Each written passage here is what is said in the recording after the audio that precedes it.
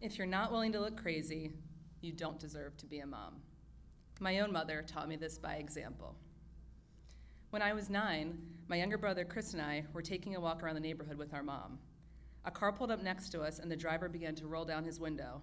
"Run, kids!" Mom suddenly screamed. "Run!" "What's going on?" I cried, looking back and forth between Mom and the man in the car. "Run!" she repeated, trying to get her own feet in motion.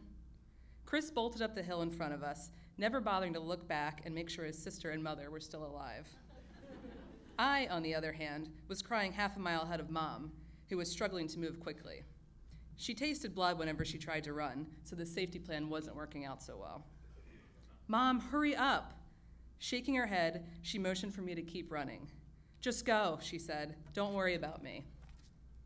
We all made it back to the house that day. Turns out the man in the car only wanted directions. My mom, well, she only wanted to save us. When I was 10, I shit myself in a movie theater. My family was vacationing in Deep Creek, Maryland, and wanted to break up the lake activities with a trip to the movies. My parents decided it would be okay if we split up, Chris and I seeing Jungle to Jungle, and the two of them catching a Barbra Streisand flick in the neighboring theater. But 40 minutes into the movie, I started to feel sick.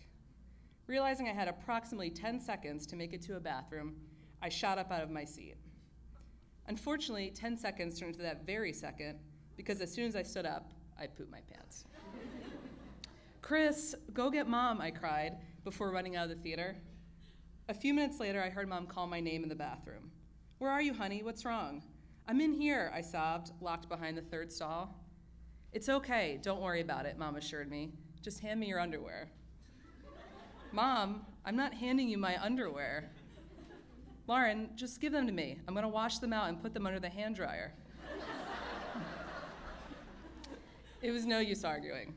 Heaving uncontrollably, I carefully handed my soiled underwear over to Mom, watching in horror through the slit in the stall door as she carried them over to the sink and turned on the faucet.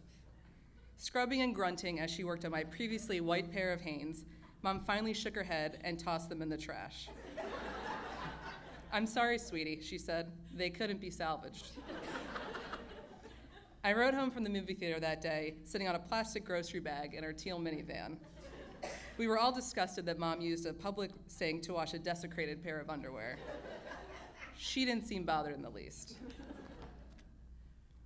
When I was 14, Mom choked on a garden salad. "It's the vinaigrette," she gasped. "It's taking my breath away." "Stop talking while you're choking," Dad yelled, as the rest of us sat around the dinner table at the beach, "and stop getting vinaigrette dressing."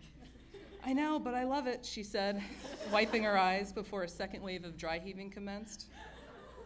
Mom choked on a lot of things: vinaigrette, mozzarella sticks, church incense, for no apparent reason. Chris and I always waited until she was out of the woods before we began laughing. There was an unspoken agreement that we were allowed to make fun of her choking habit when she was no longer in distress. There was an unspoken agreement that we were allowed to make fun of her for anything, really. She was our mother, after all. But as Mom reached for her throat, this particular choking incident was getting less and less funny. "Mom, are you okay?" I asked, dropping my fork and completely losing my appetite. Chris kept eating. Reaching the point where she couldn't even gasp for air, Mom and Dad made a beeline to the bathroom across the hall. Behind the closed door, we could hear him attempting to give her the Heimlich. Eventually, though, she started to cough, then blow her nose, then clear her throat. Peeking her head out of the door, her face was covered in sweat, and mascara was smeared around her eyes. She looked like Tammy Faye Baker. "Keep eating, kids," she said with a smile. "I'm fine. Just enjoy your dinner." Like I said, if you're not willing to look crazy, you don't deserve to be a mom. I used to marvel at women who look so put together when raising children. Now, when I think about my mom, the best mom, I realize that motherhood isn't about having it together. It's about turning a lost driver into a murderer, and washing the shit out of your daughter's underwear, and wanting your kids to enjoy their dinner while you're choking to death. It's about being crazy in love.